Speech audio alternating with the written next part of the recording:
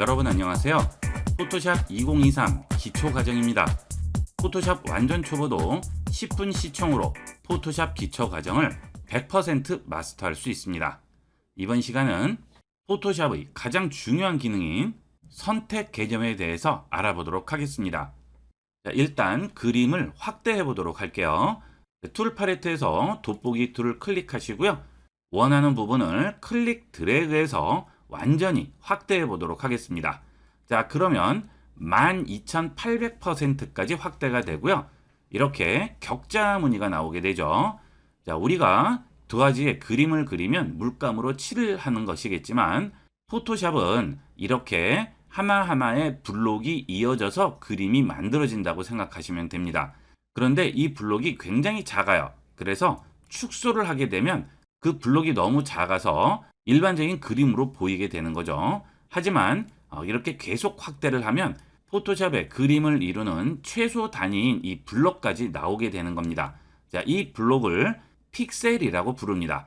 포토샵은 모두 픽셀로 이루어져 있다고 생각하시면 돼요. 자, 그래서 우리가 그림을 이렇게 열어보게 되면 우리 눈에는 정확하게 보이지 않지만 아주 작은 픽셀들이 각 위치마다 다른 색깔로 쭉 정렬이 되어 있는 거예요. 이게 우리 눈에는 사진으로 또는 그림으로 보이게 되는 거죠. 그래서 우리가 도화지에 있는 그림을 잘라서 다른 곳으로 옮긴다든지 거기에 뭔가 칠을 한다든지 하면 가위로 오리거나 또는 붓으로 그 부분만 칠하지만 포토샵은 내가 원하는 부분이 어느 부분이라는 것을 미리 얘기를 해줘야 됩니다. 그래서 선택 툴을 이용하게 돼요. 좌측 툴 팔레트에 보시면 선택 툴이 있습니다. 이게 기본 선택 툴이에요. 누르고 기다리시면 사각형, 원형 두 가지 선택 툴이 보이게 되는데요. 사각형 선택 툴을 선택하고 클릭 드래그를 합니다. 그러면 점선이 움직이죠. 이게 선택 구역이에요. 내가 앞으로 이 구역에 무슨 일을 하겠다라고 포토샵에 얘기를 해주는 거죠. 포토샵은 컴퓨터이기 때문에 우리같이 생각이 없습니다. 우리가 뭔가를 하려면 어디에 앞으로 뭔가를 하겠다라고 꼭 이렇게 선언을 해줘야 돼요. 이게 선택 개념이 되겠습니다. 워드 프로세서에서 글씨의 폰트를 바꿀 때도 클릭 드래그해서 그 글씨를 선택하듯이 여기도 마찬가지가 되겠어요. 글씨가 아니고 그림에 있는 픽셀을 선택하는 거라고 생각하시면 됩니다. 자, 지금 점선이 쭉 움직이고 있죠? 자, 그러면 이제 이 점선으로 선택된 구역을 선택 툴 옆에 있는 이동 툴, 즉 무브 툴이라고 하죠. 이 이동 툴이라는 것은 한글 포토샵에는 이동 툴이라고 나와요. 영문 버전은 무브 툴인 거죠. 자, 이 무브 툴로 클릭 드래그해서 움직입니다. 그러면 선택된 구역을 다른 곳으로 움직일 수가 있죠. 자, 이렇게 내가 원하는 곳에 계속 들고 움직일 수가 있습니다. 자, 이게 무브 툴과 선택 툴의 기능이 되겠습니다. 자, 그 다음은 지금 한 명령 취소가 있죠. 자, 제가 일로 옮겼어요. 그랬더니 아까 위치가 더 마음에 들어요. 정확하게 똑같은 위치에 가져다 놓을 수는 없겠죠. 그래서 키보드에 Ctrl Z 누르셔서 원래대로 가져다 놓을 수 있습니다. 자, 그것은 에디트의 언두 기능이 되겠습니다. 거의 모든 프로그램들은 편집 또는 에디트에 가면 명령 취소 기능이 있죠. 자, 이것도 한글로는 명령 취소가 되겠습니다. 여기서 이용을 하시면 돼요. 거의 같은 위치에 명령 취소 기능이 있어요. 자, 이렇게 해서 원래대로 돌아왔죠.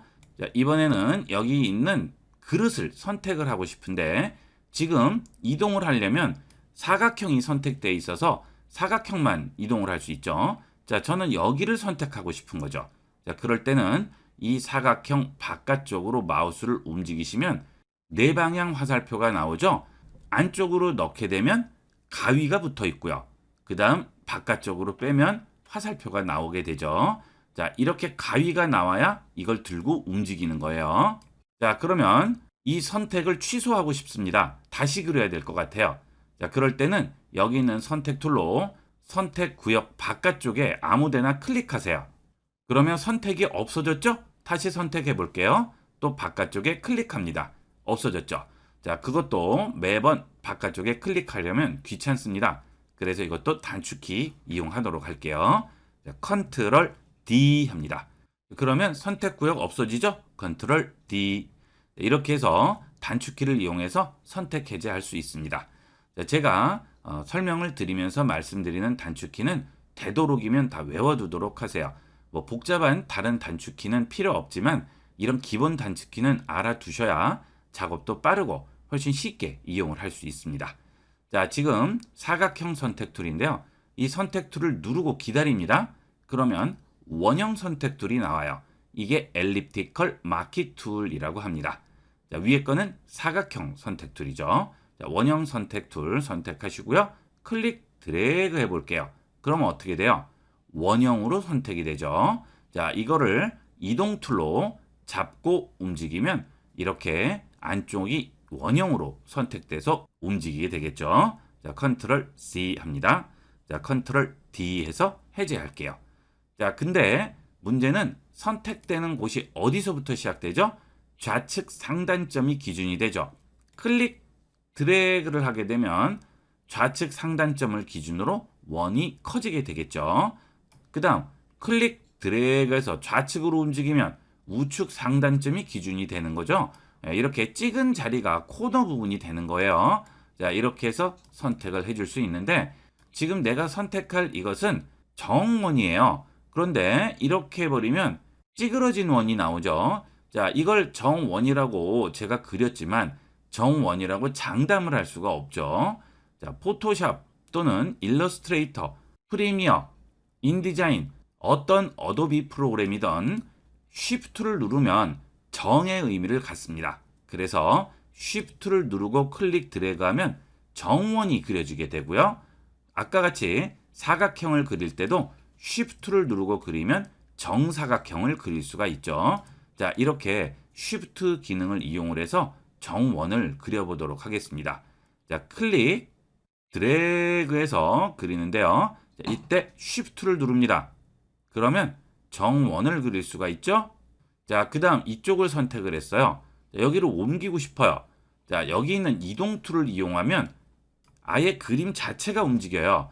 나는 이 선택한 구역이 여기를 선택했으면 좋은 거죠. 근데 이동 툴일 경우에는 그림이 움직이니까 이 선택 구역만 움직여야 돼요. 그럴 때는 여기 있는 선택 툴을 선택합니다. 그리고 마우스를 안쪽으로 가져가세요. 그러면 화살표 옆에 점선 사각형이 나오고요. 바깥쪽으로 빠지면 그냥 십자 표시만 나오죠. 자, 이걸 클릭하면 선택이 해제가 되는 거고요. 안쪽으로 마우스를 넣어서 화살표 옆에 점선 사각형이 나오면 클릭 드래그해서 선택 구역만 움직일 수가 있습니다. 자, 차이점 아시겠죠? 자, 이 선택 툴로 이동을 시킬 때와 이동 툴로 이동을 시킬 때의 차이가 되겠습니다. 이 선택 툴은 셀렉션 툴이라고 하죠. 자, 이렇게 해서 원하는 곳으로 움직였습니다. 자, 그 다음 이동 툴로 다시 클릭 드래그해서 원하는 곳으로 옮겨 놓을 수가 있겠죠. 자, 이게 기본적인 선택과 이동의 개념이 되겠습니다. 자, 이 두 가지는 확실하게 이해를 하셔야 되겠죠. 자, 그러면 이제 포토샵의 가장 기본 기능 익히신 거예요. 자, 그리고 이렇게 옮기실 때 그냥 그림을 옮기는 게 아니고 사실은 픽셀을 옮기는 거라고 말씀을 드렸죠. 자, 여기 있는 돋보기 툴로 확대를 하시면 이런 식으로 픽셀이 선택되어 있는 거죠. 자, 지금 상태에서는 이렇게 계단식으로 보이게 되지만 워낙 픽셀이 작기 때문에 우리 눈에는 선으로 그냥 보이는 거예요. 이렇게 해서 선택의 개념을 익혀봤고요. 자, 그 다음은 이걸 이동을 시켜 볼게요. 여기는 이동 툴로 클릭 드래그해서 이동을 했어요. 그 다음 또 이쪽으로도 이동했습니다. 내가 마음대로 계속 움직일 수가 있죠. 여기 있는 선택 부분이 계속 그대로 있는 상태예요. 이것을 해제해 보도록 하겠습니다. 단축키 뭐죠? 컨트롤 D. 컨트롤 D 해볼게요. 자, 그 다음 움직여 볼게요. 자, 안 된다고 하죠? 자, 왜 그럴까요? 좀 전에 우리가 선택 툴로 선택을 해서 이동을 시킨 이 상태는 지금 내가 손으로 잡고 들고 있는 상태라고 생각하시면 되겠습니다. 말 그대로 선택해서 가지고 있는 상태예요. 자, 이거를 계속 가지고 있으니까 손으로 들고 계속 움직일 수가 있죠.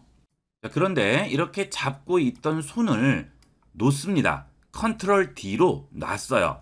그러면 들고 있던 게 이 바닥 그림에 붙어버리는 거예요. 그래서 더 이상 뛸 수가 없는 거죠. 자, 원상복귀하는 방법은 뭐밖에 없어요. 컨트롤 Z로 해서 돌아가는 수밖에 없겠죠. 여러분이 꼭 명심하셔야 될 것은 이렇게 선택을 해서 이동을 했으면 이것은 들고 있는 상태이기 때문에 손을 놓는 순간 바닥과 붙어버린다는 거, 그것만 기억을 해두시면 되겠습니다. 이 상태를 지속적으로 가져갈 수는 없다는 얘기죠. 이렇게 선택해서 이동한 이 당시만 잠깐 이런 식으로 이동을 할 수 있다는 겁니다. 자, 나는 계속 이렇게 이동하고 싶어요. 그럴 때 레이어라는 걸 이용하게 돼요. 자, 그것은 나중에 다시 배우도록 하겠습니다. 이번 시간은 레이어의 기본 개념과 라쏘 툴에 대해서 알아보도록 하겠습니다. 지금 사진을 두 장 열어봤는데요. 자, 지금 여기 있는 이 빈 공간에 여기 있는 이 접시를 얹어 놓으려고 합니다. 자, 그러면 우리가 지금까지 배운 것으로는 여기 있는 원형 선택 툴로 이렇게 이 부분을 선택을 한 다음 이것을 그대로 이쪽으로 가져가야 되는 거죠. 우리가 배운 이동 툴로 이동해서 가져가는 것은 이 그림 내에서만 이동이 됐는데 지금 이 경우에는 탭이 다르죠. 다른 파일로 가져가야 되는 거예요. 그럴 때는 복사해서 붙이기 기능으로 가져가게 됩니다. 일단 제대로 선택을 해보도록 하겠습니다. 지금 여기는 이 접시를 정확하게 원형으로 선택을 해야 되겠는데 코너가 기준으로 돼서 원이 넓어지기 때문에 정확하게 선택하기가 어렵죠. 그래서 안내선을 꺼내도록 하겠습니다. 상단 뷰 메뉴 누르시면 룰러라고 있습니다. 이 룰러를 선택을 하게 되면 사진의 상단과 좌측에 자가 나오게 돼요. 이 자 안쪽에 마우스를 넣고 클릭 드래그를 하면 선이 하나 나오게 되죠. 이것을 가이드선, 안내선이라고 합니다. 자, 이걸 꺼내는 이유는 뭔가 기준을 잡아야 할 필요가 있을 때, 그럴 때 이용하게 되죠. 자, 일단 이렇게 가이드선을 꺼냈는데요. 위치를 바꾸고 싶습니다. 다른 툴로는 안 되고요. 여기는 이동 툴로만 가능합니다. 포토샵은 뭔가를 이동한다. 그러면 무조건 여기 있는 무브 툴, 이동 툴을 이용하셔야 돼요. 자, 마우스를 얹으면 화살표가 위아래로 나오게 되죠. 클릭 드래그해서 안내선을 움직일 수 있습니다. 그래서 상단 부분에 위치를 딱 맞춰주세요. 자, 그 다음 또 이번에는 좌측을 클릭 드래그해서 당깁니다. 그 다음 이쪽을 또 잡습니다. 그러면 이렇게 상단과 좌측에 교차점 코너가 나오게 되죠. 자, 여기에 원형 선택 툴로 이 부분 클릭을 하시고 드래그를 하시면 이 원과 동일한 원을 만들 수가 있겠네요. 자, 그렇죠. 자, 이렇게 해서 일단 이 접시를 선택을 했어요.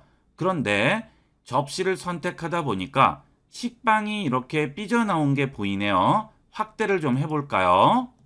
자, 저는 이 식빵 부분까지 같이 복사를 해서 여기로 옮기고 싶어요. 자, 그런데 지금 우리가 배운 선택 툴은 사각형과 원밖에 없습니다.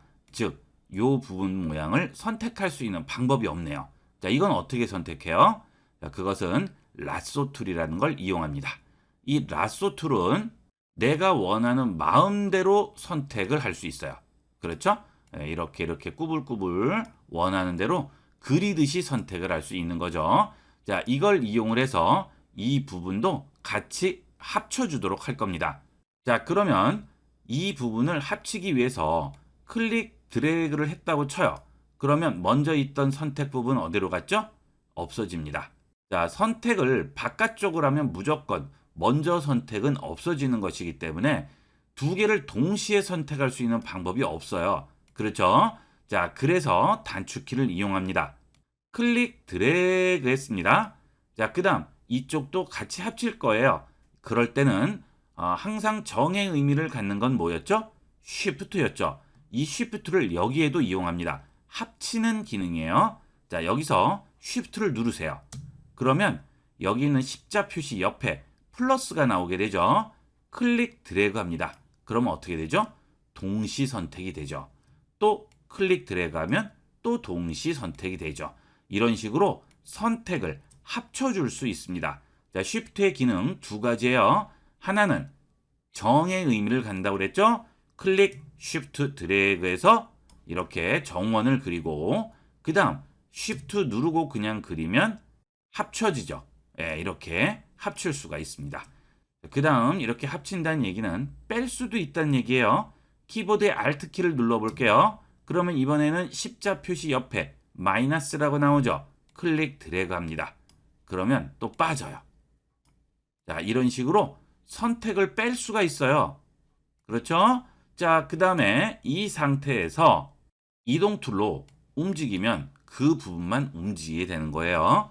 자, 그리고 또 라sso 툴로도 가능하겠죠. 두 개 다 선택 툴이니까 동일하게 적용이 돼요. Shift 누르고 이렇게 해주면 선택이 합쳐지고요. 또 Alt를 누르고 이런 식으로 해주면 선택을 빼줄 수가 있는 거예요. 자, 이걸 여기에 이용합니다. 자, 지금 이렇게 선택이 되어 있는 상태에서 Shift를 누르고요.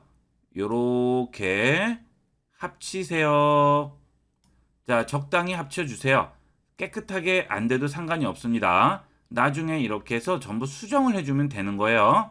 자, 여기가 좀 잘못됐어요. 그러면 또 Shift를 누르고 좀 더 합치고요. 자, 너무 많이 선택됐어요. 그러면 Alt 키를 누르고 이 부분 이렇게 빼주시면 되는 거죠. 간단하죠? 자, 그 다음 이동 툴 선택하시고 손바닥 더블 클릭해서 사진을 작업창에 맞춰주도록 하겠습니다. 툴 팔레트에서 손바닥을 더블 클릭하면 사진이 크던 작던 상관없이 지금 작업창 사이즈에 딱 맞춰주게 됩니다. 일일이 축소 버튼, 확대 버튼 눌러서 하지 마시고요. 손바닥만 더블 클릭해 주시면 돼요. 자, 그 다음 지금 이렇게 선택된 부분을 복사를 한 다음 이 사진에 붙여주도록 하겠습니다. 키보드에서 Ctrl C 해서 복사합니다. 자, 그 다음 다른 사진으로 와서 여기에 Ctrl V로 붙이도록 할게요. Ctrl V 합니다. 자, 그러면 이렇게 사진이 들어오게 되죠. 자, 이쪽 사진은 어때요? 그대로 있죠? 여기는 또 하나가 복사가 돼서 들어간 겁니다. 자, 이 접시를 움직여 볼까요? 툴 팔레트에 Move 툴, 즉 이동 툴을 이용을 해서 클릭, 드래그해서 원하는 위치로 가져다 놓도록 하겠습니다. 자, 그런데 좀 이상한 부분이 있죠. 자, 앞서 제가 말씀드린 것은 선택이 돼 있으면 여기 있는 이동 툴로 클릭, 드래그해서 내가 원하는 위치에 가져다 놓을 수 있고 그 다음 선택 해제가 되면 어떻게 돼요? 움직일 수 없다고 그랬죠. 바닥 사진에 붙어버린다고 그랬어요. 자, 그런데 지금은 어때요? 선택이 돼 있습니까? 아니죠. 선택돼 있지 않아요. 그러나 이동 툴로 움직이면 움직이죠. 자, 이게 왜 이럴까요? 일단 상단 윈도우 버튼 누르시고요. 여기서 레이어를 꺼내도록 하겠습니다. 자, 레이어 열어줍니다. 자, 이제 제일 중요한 기능이에요. 포토샵에서 제일 중요한 기능인 레이어의 개념에 대해서 알아볼 겁니다. 자, 원래 사진을 가볼게요. 여기는 백그라운드라고 해서 하나만 나와 있습니다. 그런데 지금 복사해서 붙인 사진을 보시면 하나 더 올라와 있어요. 그렇죠? 자, 지금 여기는 1층만 있는 상황이에요. 1층에 우리 가족끼리 살고 있습니다. 자, 지금 이 사진은 하나의 아파트고요. 이 사진도 하나의 아파트입니다. 자, 지금 이 사진에 있는 아파트는 1층에 우리 집만 살고 있어요. 그래서 다른 사람이 없습니다.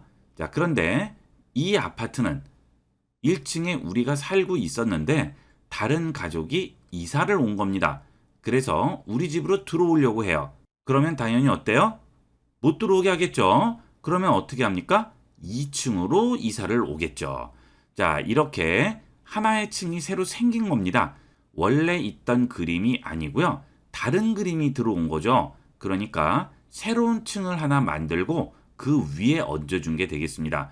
포토샵에서 다른 데서 가져온 그림을 지금 이 그림에 얹어줄 수는 없습니다. 항상 층이 하나 새로 생긴다고 생각하시면 돼요. 자, 우리 집은 1층, 새로 이사 온 집은 2층에 있는 거죠. 자, 그런데 2층은 가구가 하나밖에 없어요. 집이 전체가 비어 있어요. 그래서 그 가구를 집 아무데나 옮겨 놓을 수가 있는 거죠. 이 전체 넓이가 집의 평수라고 생각하시면 됩니다. 자, 이만한 평수에 가구가 이거 하나만 있는 거죠. 그러니까 아무데나 옮겨 놓을 수가 있는 거예요. 자, 하지만 아래층은 다 꽉 차 있는 상태이기 때문에 어디로 움직일 수가 없어요. 그래서 못 움직인다는 얘기가 되겠고요. 지금 이사 온 집은 이 접시 하나만 있기 때문에 그 집 아무데나 놓을 수가 있는 겁니다. 자, 여기 있는 층 하나를 레이어라고 부릅니다. 자, 이게 레이어의 개념이 되겠고요. 그 다음 이렇게 레이어가 있을 때 어디서 쳐다보죠? 위에서 아래로 내려다보는 겁니다. 그게 우리가 보는 거예요. 자, 그러면 이 아래에 그림이 있고 이 위에 접시가 얹혀 있으니까 우리 눈에는 접시에 가려서 아래쪽이 보이겠어요? 당연히 가려서 안 보이겠죠. 그래서 접시 아래쪽은 가려지는 겁니다. 자, 레이어 앞에 보시면 눈이 있죠? 자, 이 눈을 한번 꺼볼게요. 그러면 아래쪽이 안 보이네요. 자, 현실에서는 불가능하죠. 하지만 이 포토샵은 가상 공간이죠. 여기서는 눈을 잠시 꺼서 해당 층을 가려줄 수 있습니다. 자, 그랬더니 이 2층에는 지금 가져온 접시가 있고요. 나머지는 전부 격자 무늬로 보이게 되죠. 자, 이건 뭐예요? 아무것도 없다는 뜻입니다. 짐이 없어요. 이거 하나밖에 없는 거죠. 그러니까 이건 전부 빈 공간이기 때문에 아래가 보이는 겁니다. 그렇죠? 굉장히 쉬운 개념입니다. 현실적으로 똑같이 생각하시면 되는 거예요. 1층과 2층에 유리로 돼 있다고 생각하시면 금방 이해가 가실 거예요. 그리고 위에서 쳐다보면 당연히 이 접시에 가려서 아래쪽은 안 보이게 되겠죠. 자, 그 다음 이렇게 2층에 가서 내가 원하는 위치에 놓는 거예요. 자, 만약에 아래층에 가면 어떻게 돼요? 위쪽에 있는 접시를 움직일 수 없죠. 자, 내가 원하는 층에 가서 그 층에 있는 물체를 움직여야 됩니다. 자, 내가 1층에 있는데 2층에 있는 물체를 움직일 수는 없겠죠. 그래서 이 레이어 창을 여시고 원하는 레이어로 가서 그 레이어에 있는 물체를 움직이는 거죠. 자, 그 다음 좀 줄여야 되겠습니다. 2층에는 물체가 있어요? 없어요? 없죠. 이 접시밖에는 없죠. 이때 키보드에서 컨트롤 T 합니다. 그러면 이 물체 주위에 파란색 박스가 생기게 되는데요. 이게 사이즈를 조절하는 박스가 되겠습니다. 자, 코너에 마우스를 얹게 되면 화살표가 안팎으로 생기죠. 클릭 드래그해서 움직이면 사이즈를 변형을 할 수가 있어요. 자, 이렇게 사이즈를 좀 줄였습니다. 그 다음 내가 원하는 위치에 가져다 놨어요. 자, 이제 확정할 겁니다. 더 이상 사이즈 변형 안 할 거예요. 그러면 안쪽에 마우스를 가져가면 화살표만 나오게 되죠. 자, 이 상태에서 더블 클릭합니다. 그러면 사이즈가 이 사이즈로 고정이 됩니다. 자, 이제 큰 사이즈가 아니고요. 작은 사이즈가 된 거죠. 자, 그 다음 또 원하시는 곳 아무데나 가져다 놓으시면 되겠죠. 자, 지금 말씀드린 것이 포토샵의 가장 핵심인 레이어와 선택의 개념이 되겠습니다. 지금 우리가 한 것은 선택과 레이어를 이용해서 합성한 거죠. 자, 개념이 굉장히 간단한 개념이에요. 이 개념만 이해하시면 포토샵은 3분의 1은 배우셨다고 생각하셔도 됩니다. 자, 이해가 잘 안 가시는 분도 있을 수 있습니다. 자, 이해가 안 가시는 분들은 본 영상을 반복해서 시청하셔서 완전히 자기 것으로 만들도록 하세요.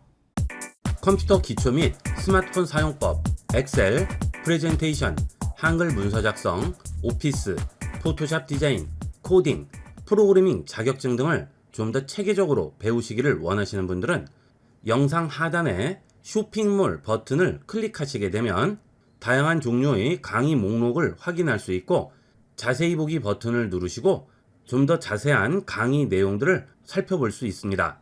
쇼핑몰에서 강의를 주문하시게 되면 주문하신 강의 과정 전체를 이메일로 보내드립니다. 예를 들어 포토샵 2024 초보자도 쉽게 배우는 실무의 완전 활용 강좌의 경우 해당 강좌를 선택하시게 되면 과정별 핵심 주제에 대한 설명과 자막이 포함된 실제 강의 스크린샷을 자세히 살펴볼 수가 있습니다. 본 쇼핑몰에서 판매하는 강좌는 과정 전체를 보내드리기 때문에 언제든지 원하실 때 여러분 컴퓨터나 스마트폰에서 바로 열어서 공부하실 수 있습니다. 많은 이용 부탁드립니다. 감사합니다. 포토샵 2023 기초 과정입니다. 포토샵 완전 초보도 10분 시청으로 포토샵 기초 과정을 100% 마스터할 수 있습니다. 이번 시간은 포토샵에서 글씨를 쓰는 방법을 알아보겠습니다. 자, 좌측에 있는 툴 팔레트에서 T라고 쓰여 있는 툴을 이용합니다.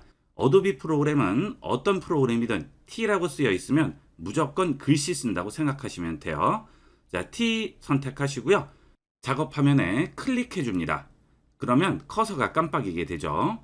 그 다음 상단 컨트롤 패널에 보시게 되면 글씨에 대한 기본 조절을 할 수가 있습니다. 자, 일단 글씨 크기부터 키워보도록 할게요. 자, T라는 글씨가 두 개 쓰여 있는 곳이죠. 그 옆에 있는 화살표를 누르시고 직접 글씨 사이즈를 바꿔줄 수도 있고요. 아니면 여기에 직접 입력을 할 수도 있습니다. 50 씁니다. 엔터 치면 사이즈가 맞춰서 커지게 되겠죠. 자, 그 다음은 설정하는 곳 앞에 보면 아이콘이 보이죠. 마우스를 아이콘 위에 얹으면 손가락 양옆으로 화살표가 나오게 되는데요. 클릭해서 좌측이나 우측으로 이동을 시키시면 사이즈 조절이 가능합니다. 이거는 눈으로 보면서 즉석에서 조절을 할 수 있는 방법이죠. 자, 이렇게 키워 볼게요. 자, 그러면 기본 글씨가 들어가 있습니다. 이거는 아무 의미는 없고요. 글씨가 써진다는 것을 보여주는 거죠. 자, 여기에 글씨를 써보도록 하겠습니다. 자, 포토샵이라고 썼습니다. 자, 그 다음 클릭 드래그해서 긁어주세요. 자, 이때 툴은 항상 이 글씨 쓰는 타입 툴을 선택을 해야 되겠죠. 자, 그 다음부터는 워드 프로세서 이용하는 거와 동일하다고 생각하시면 됩니다. 여기에 보시면 폰트 종류를 지정을 할 수 있죠. 옆에 화살표 누르시고요. 다양한 폰트 중에 원하는 폰트 이용하시면 되겠습니다. 자, 이 폰트 선택을 해볼까요? 클릭하시면 폰트가 바뀌게 되겠죠. 자, 그 다음 레이어를 눌러보도록 하겠습니다. 자, 윈도우에서 레이어를 여셔도 되겠지만 우측에 보시면 패널들이 모여있는 창이 보이죠? 여기에 보면 레이어가 있죠. 여기서 레이어를 누르시게 되면 창이 열리게 됩니다. 이 레이어 창 바에 보시면 화살표가 두 개가 있어요. 이걸 누르면 잠시 숨기는 거고요. 다시 누르면 열리게 됩니다. 그 다음 이 바를 잡고 움직이면 원하는 곳에 가져다 놓을 수 있겠죠. 자, 그 다음 레이어에 보시게 되면 지금 원래 하나의 그림이 있었는데 그 위에 글씨가 쓰여졌다는 레이어가 하나 나오게 되죠. 이 레이어는 원래 있던 그림 외에 뭐가 얹히든 항상 생기게 됩니다. 자, 이 글씨는 원래 이 그림에 있던 글씨가 아니죠. 그러니까 레이어가 생기게 되는 거예요. 자, 이 레이어는 이동을 할 때는 항상 툴 팔레트에서 여기 있는 무브 툴, 이동 툴을 이용을 해서 움직일 수가 있죠. 글씨도 레이어이기 때문에 이 이동 툴로 원하는 곳에 움직일 수가 있습니다. 자, 그 다음 이 글씨에 대해서 조절을 해야 할 경우에는 여기 있는 글씨 레이어에 T라고 쓰여 있는 아이콘을 더블 클릭하세요. 그러면 글씨가 이렇게 선택이 되고요. 위에 있는 컨트롤 팔레트가 다시 나오게 되죠. 여기서 이동 툴을 누르면 컨트롤 팔레트 없어지죠. 다시 더블 클릭합니다. 그러면 다시 나오게 됩니다. 자, 이렇게 해놓고 여기서 조절을 해주시면 돼요. 자, 폰트 바꿨죠? 그 다음 그 폰트에 대한 볼드체라든지 이태릭체, 레귤러체 이런 것들을 여기서 지정을 할 수 있는데 그것은 폰트에서 지원을 해야만 가능합니다. 지금 이 폰트는 지원을 하지 않죠. 레귤러체 하나만 지원을 합니다. 다른 폰트를 한번 눌러볼게요. 자, 아리얼체로 선택을 했는데요. 이때는 여러 가지가 나오게 되죠. 볼드체, 그 다음 이태릭체, 그 다음 레귤러체 여러 가지가 있죠. 하지만 지금 우리가 지정한 폰트는 이런 여러 가지를 지원하지 않고 하나만 지원하게 됩니다.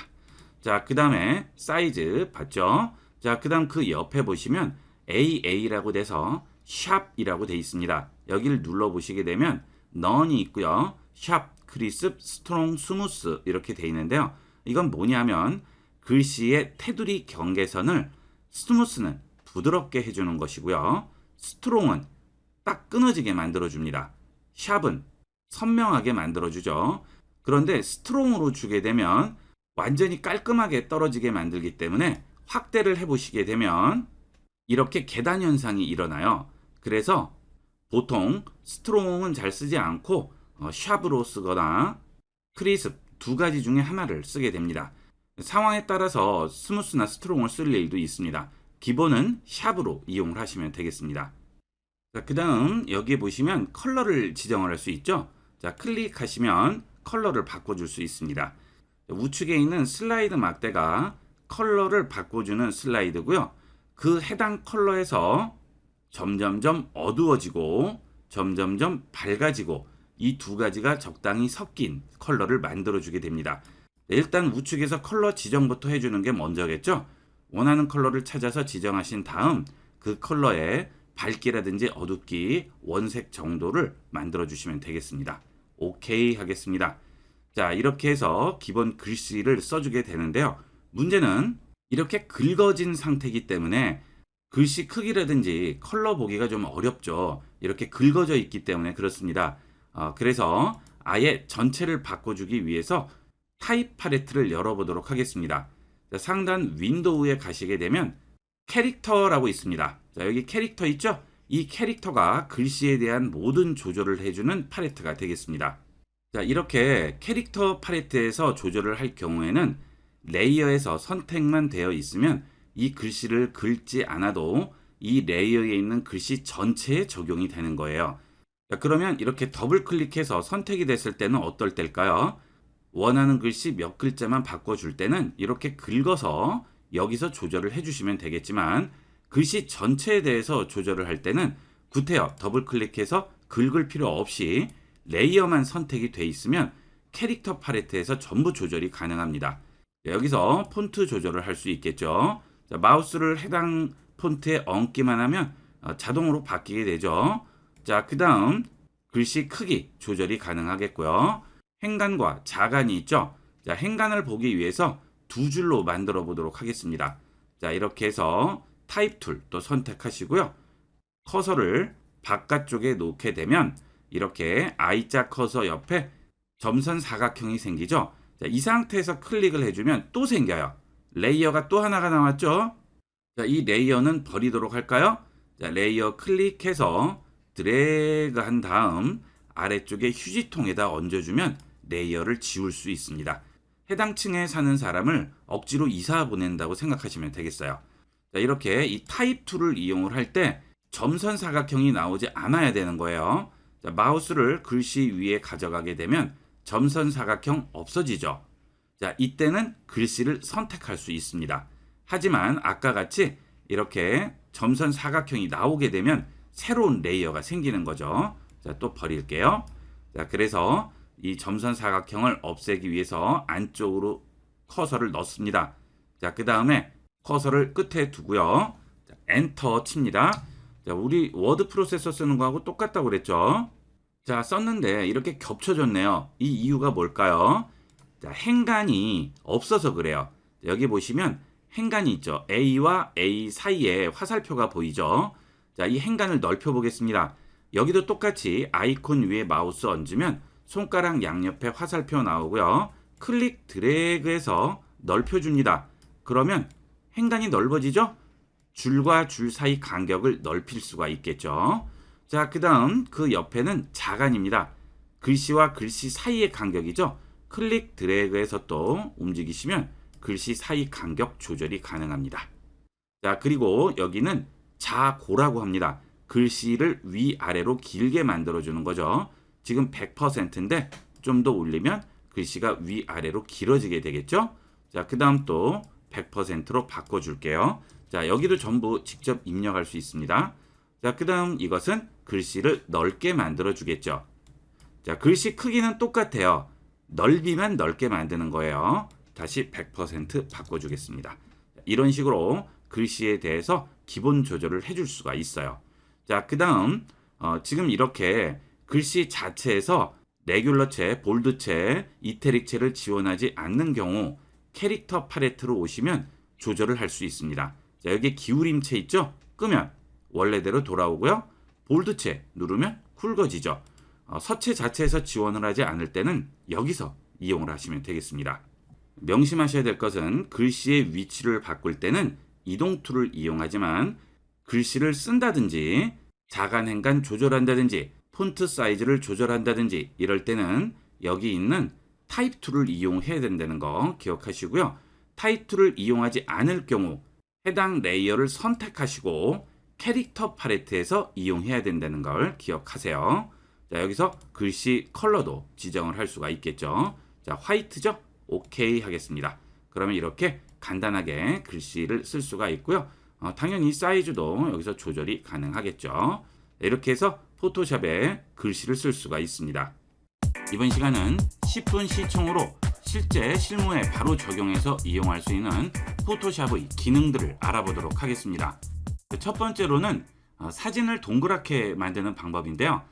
그런 사진들 많이 보시죠? 이렇게 사진이 있으면 얼굴이 이렇게 동그랗게 들어가는 그런 경우죠. 자, 그걸 만드는 방법을 보도록 하겠습니다. 일단 여기서 얼굴부터 선택해서 가져오도록 하겠습니다. 자, 동그란 얼굴을 선택부터 먼저 해주셔야죠.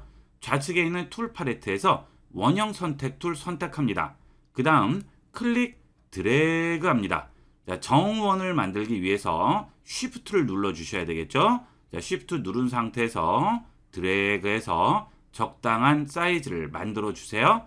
자, 그 다음 마우스에 손을 띄고 그 다음 쉬프트에도 손을 띄겠죠. 자, 그러면 이렇게 구역이 선택됐는데 내가 원하는 것은 얼굴이 이 원의 중심에 와야 돼요. 근데 약간 옆으로 비껴나 있죠. 자, 그러면 여기 있는 선택 툴을 선택한 상태에서 마우스를 선택 구역 안으로 가져갑니다.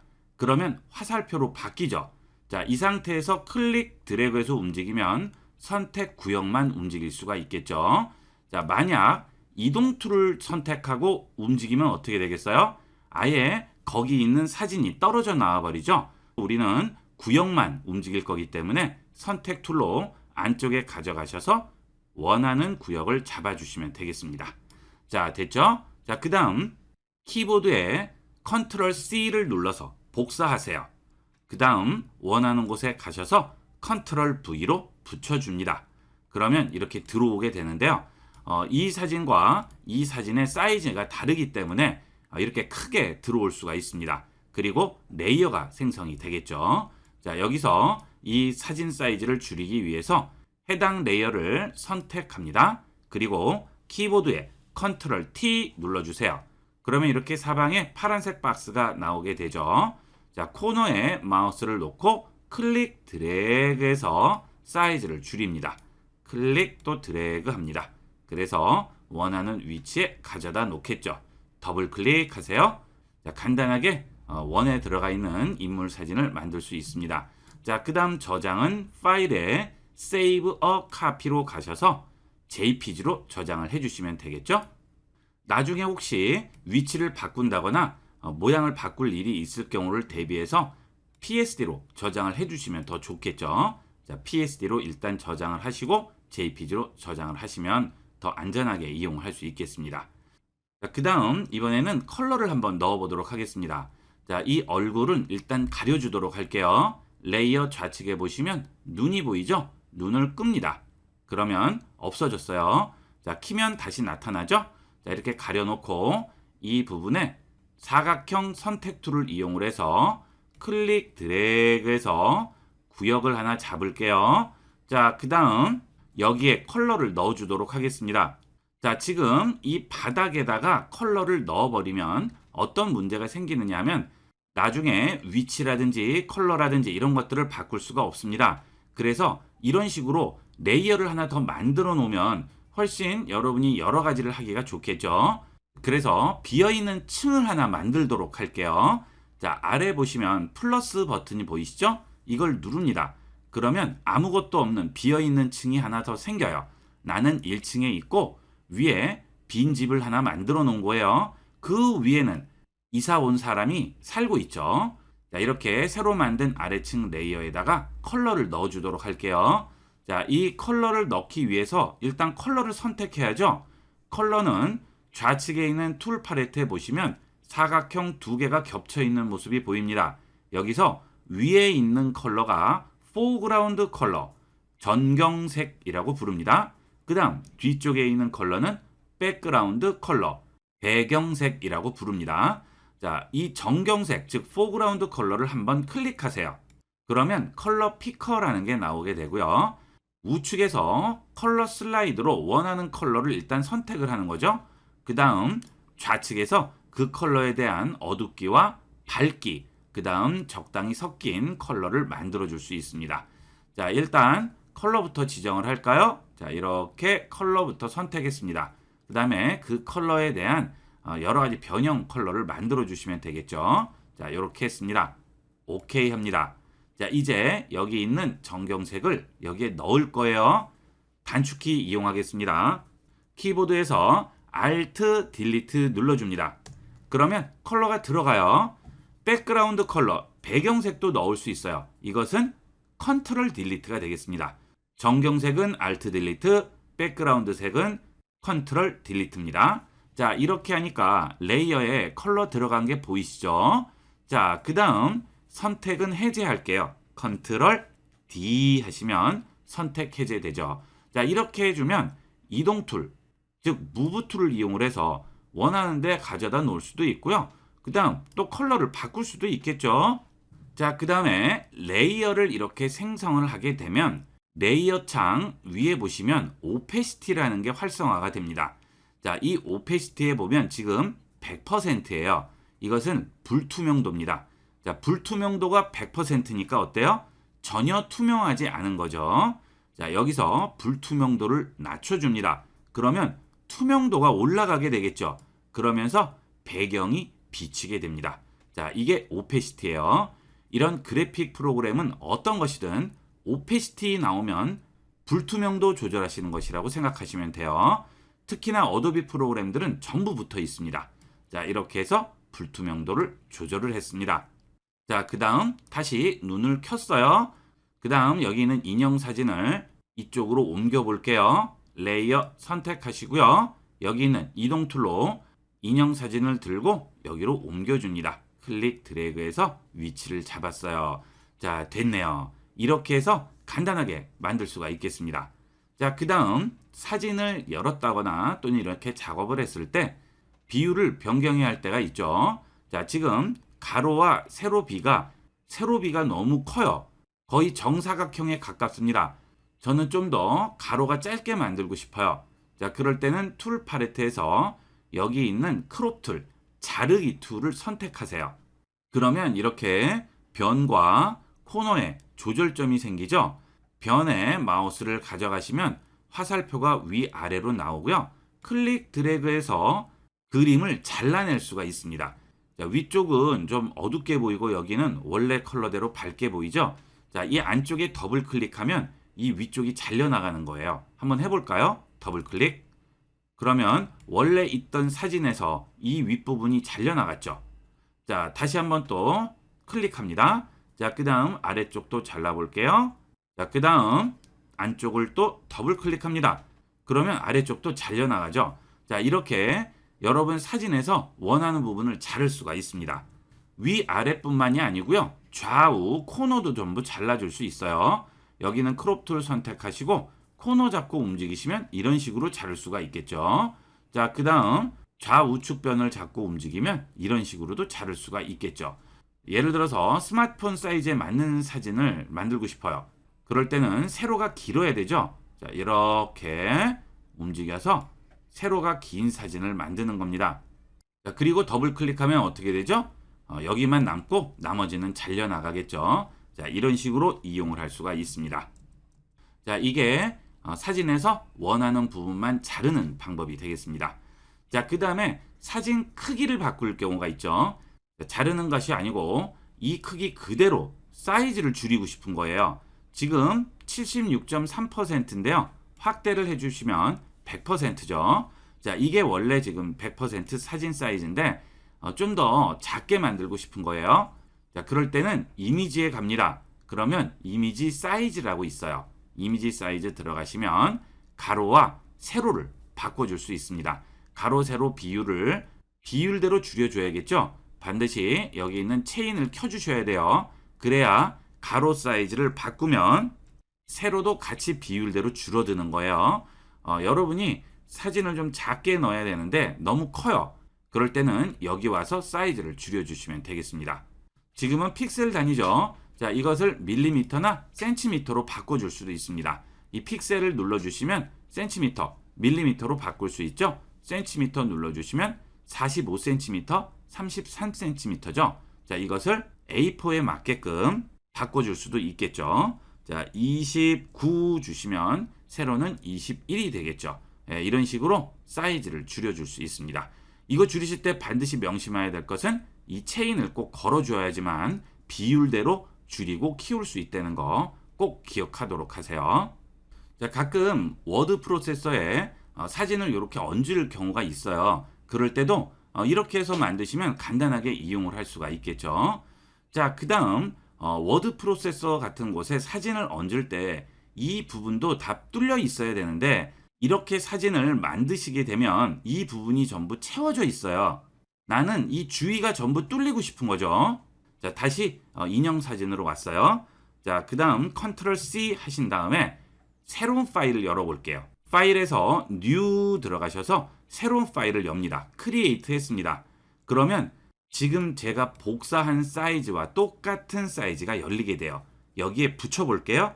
키보드에 컨트롤 V 붙였습니다. 그러면 정확하게 딱 들어가는 도화지가 열려서 들어가게 되죠. 이 포토샵에서 사진이나 이런 파일을 저장을 하실 때 원으로는 저장이 안 돼요. 자, 이렇게 항상 사각형 도화지에만 저장이 가능합니다. 자, 이 상태에서 파일에 Save or Copy 하신 다음 저장을 해볼게요. JPG로 저장하겠습니다. 파일 형식 누르시고 JPG로 저장합니다. 그 다음 저장할게요. 자, 그 다음 한글로 왔습니다. HWP로 와서 사진을 한번 여기에 얹어보도록 할게요. 자, 그림 들어가셔서 그림을 얹어볼게요. 자, 선택했어요. 열기 합니다. 그러면 이런 식으로 원형을 만들 수도 있어요. 자, 간단하게 이렇게 원으로 된 사진도 얹을 수가 있겠습니다. 실무나 실생활에서 이용하시면 좀 더 편리하게 이용을 할 수가 있겠어요. 이번 시간은 포토샵에서 도형을 그리고 도형에 색을 넣고 그 도형으로 원하는 그림을 만드는 방법을 알아보겠습니다. New 파일 누르시고요. 그 다음 상단에서 웹을 선택한 다음 기본적인 사이즈로 지정을 하도록 하겠습니다. 웹 라지 1920-1080 풀 HD 사이즈가 되겠죠? 이걸 선택하시고요. 아트보드는 꺼주도록 하세요. 이 아트보드는 인쇄할 때 이용을 하는 것이기 때문에 우리가 일반적으로 포토샵 작업을 할 때는 쓸 일이 잘 없습니다. 항상 아트보드는 끄고 이용하도록 하세요. 크리에이트 누릅니다. 자, 이제 여기에 도형을 그려볼 텐데요. 포토샵에서 기본적인 도형은 툴 팔레트에 점선으로 된 사각형, 이 선택 툴 부분을 누르시게 되면 사각형, 원형 선택 툴, 이 두 가지를 선택을 할 수 있죠. 자, 이 중에서 사각형을 드래그해서 이렇게 구역을 선택한 다음 여기에 컬러를 넣어 보도록 할게요. 툴 팔레트에서 포그라운드 컬러 클릭하시고 여기서 우측에 있는 슬라이드를 이용해서 원하는 컬러를 선택을 하죠. 그 다음 그 컬러의 밝기나 어둡기를 조정하시면 되겠습니다. 자, 저는 이 색을 선택을 할게요. OK 합니다. 자, 그 다음 키보드에서 Alt, Delete 주시게 되면 여기 있는 포그라운드 컬러를 내가 선택한 구역 안에 넣어줄 수가 있죠. 이번에는 정사각형을 그려보도록 할게요. 자, 클릭 드래그 했습니다. 자, 이게 정사각형일까요? 장담을 할 수 없죠. 자, 그래서 단축키를 이용해야 되죠.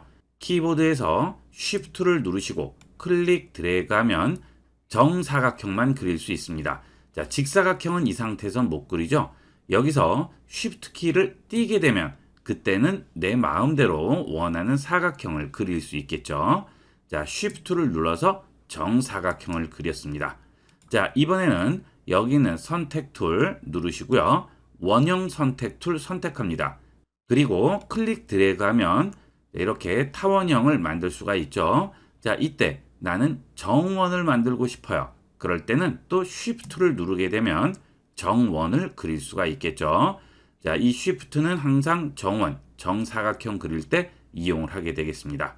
그 다음 이 상태에서 옆에 동그라미가 하나 더 붙은 모양을 만들고 싶어요. 자, 그럴 경우에는 여기를 하나 그리고 또 하나를 그려주면 어떻게 되죠? 먼저 번 선택은 없어지게 되겠죠. 자, 나는 여기도 선택돼 있고 그 옆에도 선택이 돼 있으려고 합니다. 자, 그럴 때도 Shift죠. 동시 선택은 Shift입니다. 클릭 드래그해서 그리고요. 자, 그 다음 Shift 누르고 클릭 드래그해서 그리면 자, 이런 식으로 원 두 개가 합쳐진 모양을 만들 수 있는데요. 저는 이쪽도 정원, 이쪽도 정원을 그리고 싶습니다. 자, 내가 아무리 정원을 그린다고 해도 정확한 정원이라고 얘기할 수 없죠. 자, 그래서 어떤 키를 눌렀죠? Shift를 눌렀어요. Shift를 누르면 정원만 그릴 수 있었죠. 자, 이렇게 정원을 그렸는데 이 옆에 합치기 위해서 Shift를 눌러요. 자, 그러면 여기 선택 툴 옆에 플러스라고 나오죠. 자, 클릭 드래그 합니다. 그런데 이때는 어때요? 정원이 아니고 합치는 기능이 적용이 됐죠. Shift는 두 가지 기능을 가지고 있습니다. 정원, 정사각형 그릴 때도 이용하고 선택을 합칠 때도 이용을 하죠. 문제는 이렇게 두 가지 기능을 가지고 있기 때문에 하나가 선택된 상태에서 또 하나를 그릴 때 Shift를 누르면 합치기 기능만 적용이 돼요. 나는 정원을 합치고 싶은 거죠. 자, 이럴 때는 Shift를 누르시고 일단 합치기 기능을 적용을 해서 우선 그려줍니다. 그 다음 Shift를 키보드에서 떼세요. 그 다음에 다시 누르세요. 그러면 두 개의 기능을 같이 적용시킬 수 있습니다. 자, 지금 어때요? 정원만 그려지죠? 자, 이 상태에서 마우스에 손을 놓고요. 그 다음 키보드에서 손을 떼면 정원으로 된 두 개의 원을 합칠 수가 있죠. Shift가 두 가지 기능을 이용을 하기 때문에 결론적으로 Shift를 두 번을 눌러줘야 되는 거죠. 일단 Shift를 누르고 하나를 적용시키고 띄었다가 다시 눌러서 두 번째 기능을 적용을 하는 겁니다. 자, 이건 해보시면 금방 알 수 있어요. 자, 그러면 이 기능을 이용을 해서 곰의 얼굴을 그려보도록 하겠습니다. 자, 클릭 드래그 합니다. Shift를 눌러주면 정원을 그리겠죠? 자, 이때 왼쪽과 오른쪽 곰 귀를 그려볼게요.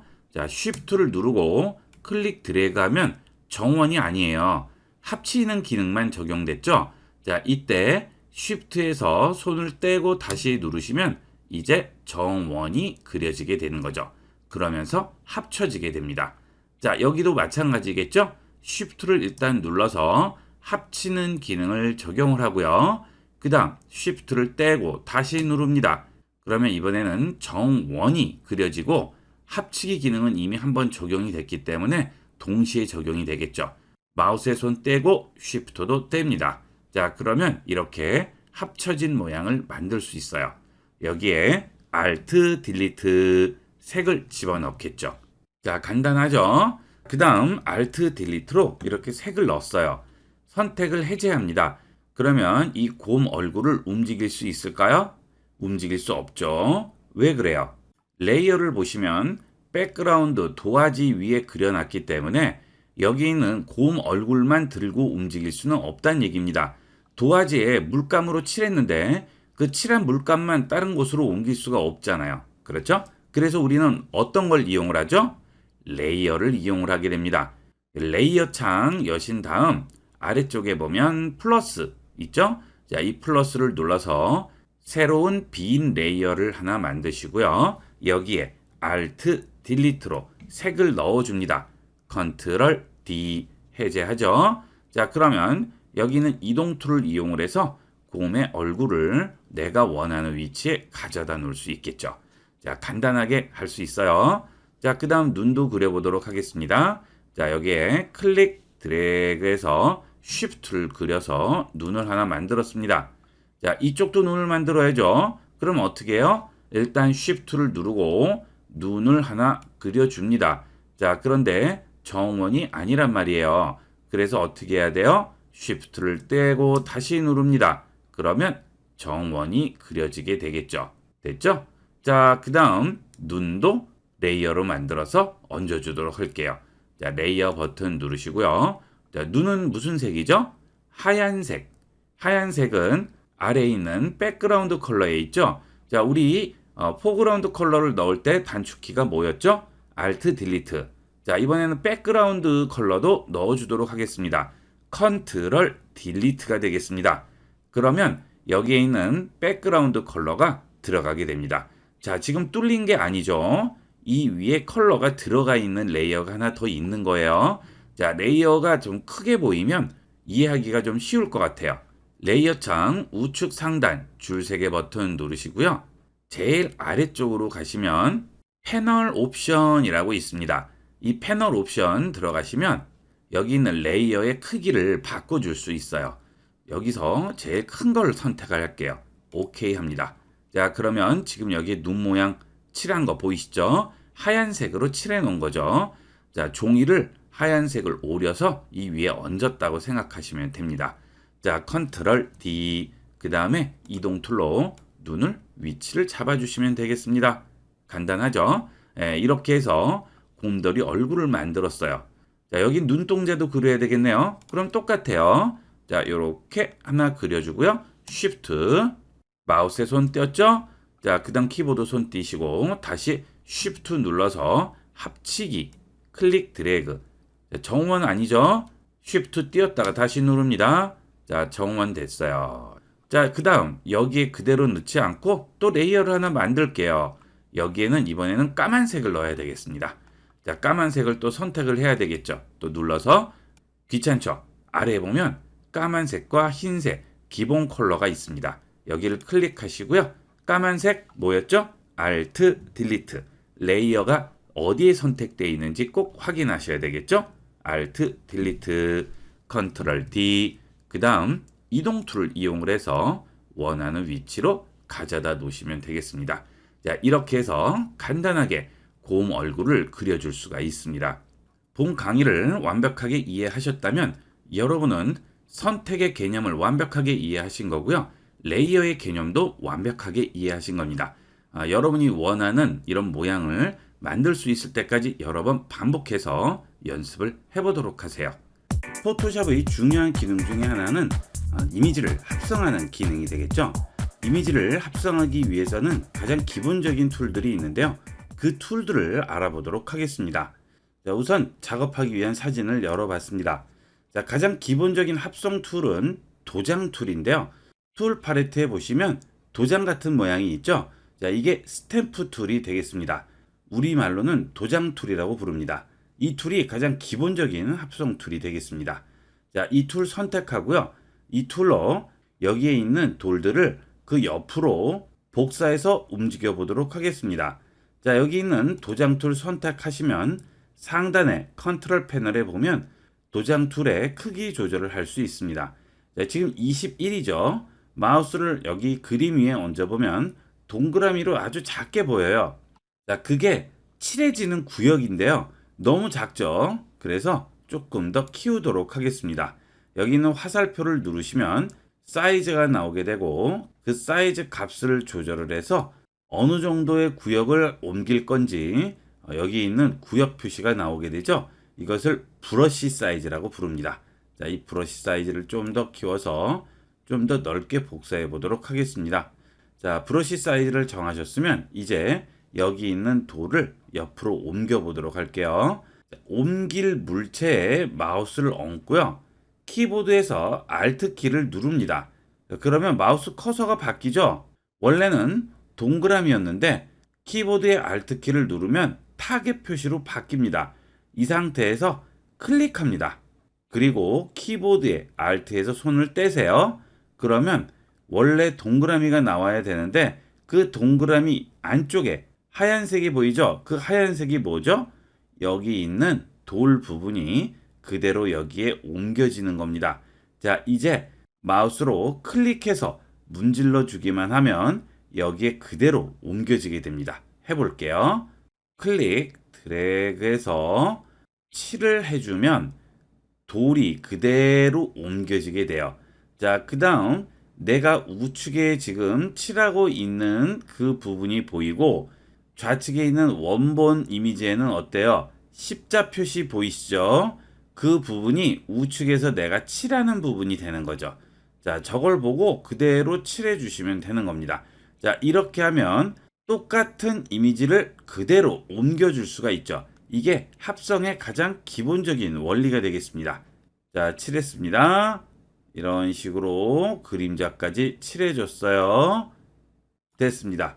자, 이렇게 보시면 원래 있던 건지 합성을 한 건지 거의 구분이 안 가죠. 이렇게 해서 합성을 하게 됩니다. 간단하죠. 자, 이게 가장 기본적인 도장 툴, 스탬프 툴의 기능이 되겠습니다. 자, 그러면 이번에는 Alt 키를 누르고요. 여기를 찍었어요. 그 다음에 여기를 칠했습니다. 자, 이렇게 칠하는 도중에 마우스의 손을 뗍니다. 그 다음 여기를 칠해 볼게요. 그러면 어떻게 되죠? 좌측에 있는 십자도 그대로 움직여지죠. 자, 그래서 내가 위치를 움직이면 원본도 그대로 움직여지는 거예요. 그래서 마우스에 손을 떼어도 상관없습니다.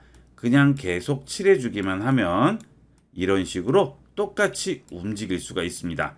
자, 마우스에 손을 떼어도 상관없는 거예요. 자, 그런데 스탬프 툴, 도장 툴을 선택한 상태에서 상단에 보시게 되면 여기에 얼라인드라고 나오죠. 지금 얼라인드에 체크가 돼 있는 상태죠. 이번에는 이 얼라인드를 끄도록 하겠습니다. 자, 그 다음 또 Alt 키 누르고 여기를 찍고요. 여기에 칠을 해볼게요. 자, 이렇게 칠을 하다가 마우스의 손을 놓겠습니다. 자, 마우스의 손 놨어요. 자, 그 다음 아래쪽 칠해 볼게요. 자, 십자 표시 보이시죠? 어디가 칠해지죠? 원래 우리가 찍었던 자리가 칠해지죠. 자, 다시 여기에 또 칠해 보면 좌측에 있는 십자 표시는 계속 같은 위치를 칠해 줍니다. 즉, 아까와 다른 점은 얼라인들을 해제하게 되면 마우스의 손을 떼는 순간 여기에 복사될 부분은 원래 위치로 돌아가게 됩니다. 그래서 똑같은 걸 반복적으로 칠할 때는 얼라인들을 끄시면 되겠고요. 여기 있는 걸 그대로 이쪽으로 옮길 거예요. 똑같은 게 더 있을 필요는 없어요. 그럴 때는 얼라인들을 켜주셔야 되겠죠. 그래야 마우스에 손을 떼든 안 떼든 상관없이 계속 내가 원하는 그림을 이어서 칠할 수가 있는 거죠. 자, 그 다음 이렇게 칠을 할 경우에는 투명도를 지정을 해줄 수가 있습니다. 자, 다시 Alt 키를 누르고 여기를 찍은 다음 여기를 칠했어요. 자, 그러면 깨끗하게 보이죠? 자, 그런데 상단에 있는 컨트롤 패널을 보시게 되면 여기에 오페시티라고 있습니다. 이 오페시티 값이 100%가 되면 불투명한 상태고요. 여기는 오페시티 값이 떨어지게 되면 투명한 상태가 됩니다. 그래서 불투명도 100%일 경우에는 전혀 바닥이 비치지 않으니까 이렇게 칠해주면 그대로 나오게 되지만 여기는 오페시티를 낮춰주면 이제는 투명도가 먹은 상태죠. 자, 그러면 어떻게 될까요? 투명하게 칠해지게 됩니다. 자, 차이점 아시겠죠? 투명도를 주느냐, 불투명도를 주느냐에 따라서 여기 있는 오페시티 값을 조절을 해주시면 되겠습니다. 항상 선명하게 칠하라는 법은 없죠. 약간 투명하게 칠해야 되는 경우도 있는데 그럴 때는 오페시티를 이용하시면 되겠습니다. 자, 그 다음은 도장 툴은 뭔가를 복사할 때도 쓰지만 이렇게 지울 때도 응용을 하게 되겠죠. 자, 이렇게 여행 가서 멋진 사진을 찍었는데 아쉬운 게 하나 있어요. 이 사람만 없다면 완벽한데 이 사람이 여기에 찍히는 바람에 사진이 마음에 안 듭니다. 그러면 지워주면 됩니다. 지우는 방법은 도장 툴로 지울 수도 있고요. 또 다른 방법으로 지울 수도 있습니다. 도장 툴로 지우는 방법부터 간단하게 보고 다른 방법도 알아보도록 할게요. 이 부분을 지워보도록 할게요. 여기는 도장 툴 선택하시고요. 키보드에서 Alt 키를 누르고 이 부분을 찍어줍니다. 그 다음 여기에 그대로 칠해주세요. 그러면 어떻게 되죠? 자, 지금 옆에 있는 하늘을 여기에 그대로 덮어서 마치 처음부터 없는 것처럼 이 부분을 메꿔주는 거죠. 자, 덧칠을 한다고 보시면 되겠어요. 자, 이런 방식으로 없애주는 것이 도장 툴로 지우는 방법이 되겠습니다. 자, 이런 식으로 지울 수가 있죠. 자, 저는 지금 빨리 보여드리려고 대충 하다 보니까 여기가 어긋나 있는데 좀 더 신경 써서 또 옆에 거 칠하고 자, 또 옆에 거 선택해서 여기에 살짝 덮어주고요. 또 이 부분도 덮어주고 자, 이런 식으로 여러 번 칠해서 정교하게 만들면 좀 더 깔끔하게 지울 수가 있겠죠. 자, 이렇게 해서 간단하게 지울 수 있고요. 자, 그 다음 또 다른 방법이 있습니다. 자, 지우고자 하는 물체를 라쏘 툴로 이렇게 선택을 하세요. 됐습니다. 자, 그 다음 에디트로 들어가시면 필이라고 있어요. 이 필에 들어가시면 포그라운드 컬러와 백그라운드 컬러가 있죠. 자, 우리가 포그라운드 컬러를 원하는 구역에 집어넣을 때는 단축키가 뭐였죠? Alt, Delete. 그 다음 백그라운드 컬러를 여기에 채워주고자 할 때는 Ctrl, Delete. 자, 그게 여기 있는 포그라운드 컬러, 백그라운드 컬러, 필이 되겠습니다. 자, 마찬가지예요. 그러나 단축키가 좀 더 빠르고 쉽겠죠. 자, 그런데 이 필에 보시게 되면 아래쪽에 컨텐트 어웨어라고 있습니다. 여기는 컨텐트 어웨어는 선택된 구역 주변을 참고를 해서 알아서 메꿔주게 됩니다. 오케이 해볼게요. 그러면 어때요? 컨트롤 D, 감쪽같이 없어지죠? 자, 주위에 있는 문양이나 패턴, 형태를 그대로 가져와서 재배열을 해서 마치 없는 것처럼 채워주는 거죠. 이게 컨텐트 어웨어 필 기능이 되겠습니다. 여러분들이 사진에서 지우고자 하는 부분이 있을 경우에 이런 식으로 간단하게 지워줄 수 있어요. 자, 이 사진은 꼬마가 이렇게 달려가는 사진이죠. 자, 요것도 이런 식으로 선택을 해줍니다. 자, 됐죠? 그 다음 에디트 필 들어가서 컨텐트 어웨어 줍니다. 그러면 간단하게 메꿔주게 되겠죠. 뭐 거의 티가 안 나죠? 네, 이렇게 만들어줄 수 있고요. 자, 확대를 좀 더 해볼게요. 자, 이 부분이 약간 이상해요. 자, 이런 부분은 여기 있는 도장 툴, 스탬프 툴로 수정을 해주는 거죠. Alt 키 누르고 이 부분 찍고요. 자, 이런 식으로 살짝 수정을 해주시면 뭐 거의 완벽하게 커버된다고 보시면 되겠습니다. 자, 됐죠? 그 다음 이 부분도 살짝 이상한 부분만 손을 봐주시는 거예요. 그러면 좀 더 완성도 있게 만들어줄 수가 있죠? 이게 도장 툴과 컨텐트 어웨어인데요. 합성의 가장 기본이라고 보시면 되겠습니다. 도장 툴은 정말 많이 쓰여요. 컨텐트 어웨어는 이렇게 넓은 부위를 없애주거나 합성을 할 때 이용을 하지만 작은 부위일 경우 컨텐트 어웨어 쓰기가 애매해지죠. 그럴 때는 도장 툴을 이용하는 거죠. 자, 여기는 스탬프 툴을 이용을 해서 또 어떤 것도 하게 되죠? 얼굴 보정할 때도 많이 이용하죠. 자, 지금 여성분 얼굴인데요. 이 얼굴에서 여기에 뾰루지나 이런 잡티 같은 게 나 있어요. 이런 것들을 다 없앨 수 있죠. 이런 거 할 때 도장 툴로 이용하게 됩니다. 자, 도장 툴 선택하고요. 자, 브러쉬가 너무 크네요. 상단에 있는 컨트롤 패널에서 사이즈 값을 조절해서 브러쉬를 조금 더 작게 만듭니다. 자, 그 다음 이 부분을 없애주려면 어떤 부분을 복사하는 게 좋을까요? 이 부분과 최대한 비슷한 그 주위를 선택하는 게 좋겠죠. 자, Alt 키 누르고 찍고 여기를 찍어줍니다. 자, 그 다음 또 Alt 키 누르고 찍고 여기를 또 칠해줍니다. 자, 그러면 뭐 거의 완벽해요. 그죠? 자, 여기도 여기에 Alt 키 누르고 찍고 이 부분도 그대로 칠해 주겠습니다. 그러면 얼굴 잡티 같은 것들은 간단하게 없애줄 수가 있겠죠. 자, 이렇게 작은 것들을 없앨 때는 이 도장 툴을 이용을 하시고요. 좀 더 큰 것을 없애고자 한다면 컨텐트 어웨어를 이용하겠죠. 자, 그 다음에 이 도장 툴은 없애는 것뿐만이 아니고 복사에도 이용하게 되죠.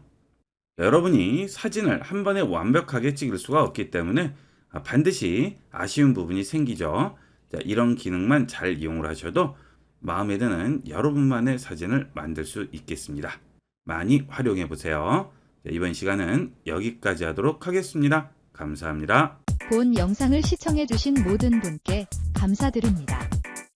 좀 더 체계적으로 컴퓨터 및 모바일 기기 사용법을 배우려면 www.ib96.com, ibcomputer교육.com을 추천드립니다.